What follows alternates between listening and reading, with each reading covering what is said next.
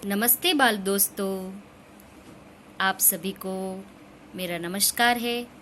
आज फिर हम YouTube के माध्यम से मिल रहे हैं बाल दोस्तों। तो आज ईदगाह कहानी के बारे में हम आगे जानते हैं। बहुत ही सुंदर कहानी है बाल दोस्तों ये। चलिए इसके बारे में विस्तृत तरीके से हम इस कहानी को पढ़ते हैं। रमजान के पूरे 30 रोजों के बाद आज ईद आई है। कितना मनोहर, कितना सुहावना प्रभात है। आज का सूर्य देखो कितना प्यारा, कितना शीतल है, मानो संसार को ईद की बधाई दे रहा है। गांव में कितनी हलचल है। ईदगाह जाने की तैयारियां हो रही हैं। किसी के कुर्ते में बटन नहीं है, पड़ोस के घर में सुई धागा लेने दौड़ा जा रहा है। किसी के जूते कड़े हो गए हैं, उनमें तेल डालने के लिए तेली के पास भागा जाता है। जल्दी जल्दी बेलों को सानी पानी दे दे। ईदगाह से लौटते लौटते तो दोपहर हो जाएगी। 3 कोस का पैदल रास्ता, फिर सैकड़ों आदमियों से मिलना बैठना। दोपहर के पहले लौटना तो असंभव है। इसमें सबसे ज्यादा प्रसन्न है लड़के। किसी ने 1 रोजा रखा है, वह भी दोपहर तक, किसी ने वह भी नहीं। लेकिन ईदगाह जाने की खुशी उनके हिस्से की चीज है। रोजे बड़े बूढ़ों के लिए होंगे, इनके लिए तो ईद है। रोज ईद का नाम रटते थे, आज वह आ गई। अब जल्दी पड़ी है कि लोग ईदगाह क्यों नहीं चलते। उनकी अपनी जेबों में तो कुबेर का धन भरा हुआ है। बार बार जेब में से अपना खजाना निकाल कर गिनते हैं और खुश होकर फिर रख देते हैं। महमूद गिनता है, 1, 2, 10, 12। उसके पास 12 पैसे हैं। मोहसिन के पास 1, 2, 8, 9, 15 पैसे हैं। इन्हीं अनगिनत पैसों से अनगिनत चीजें लाएंगे। खिलौना, मिठाइयाँ, गेंद और जाने क्या क्या। और सबसे ज्यादा प्रसन्न है हामिद, गरीब सूरत, दुबला पतला लड़का, जिसका बाप गत वर्ष हैजे के भेंट हो गया। फिर एक दिन माँ भी मर गई।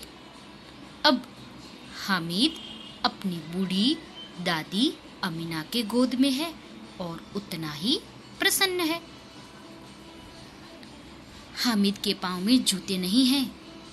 सिर पर एक पुरानी टोपी है जिसका गोटा काला पड़ गया है। फिर भी वह प्रसन्न है। अभागिन अमीना अपनी कोठरी में बैठी रो रही है। आज ईद का दिन और उसके घर में दाना नहीं।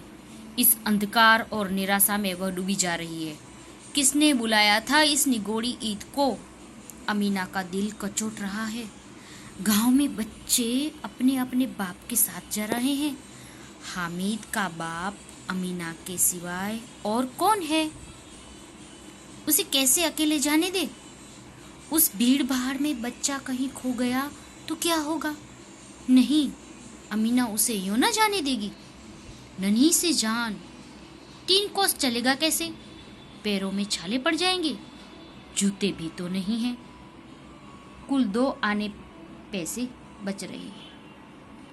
3 पैसे हामिद की जेब में, 5 अमीना के बटुए में। यही तो बिसाद है और ईद का त्योहार। अल्लाह ही बेड़ा पार लगाए। तो बाल दोस्तों देखिए, यहाँ पर कहानी में ईद का त्योहार है और रमजान के 30 रोजे पूरे हो गए हैं। आज की सुबह बहुत ही रंगीन है। इस सुबह सब किसी न किसी तैयारी में लगे हुए हैं। किसी के बर्ते में कुर्ते में बटन नहीं है तो वो उसे सिलाई करने के लिए भागा जा रहा है।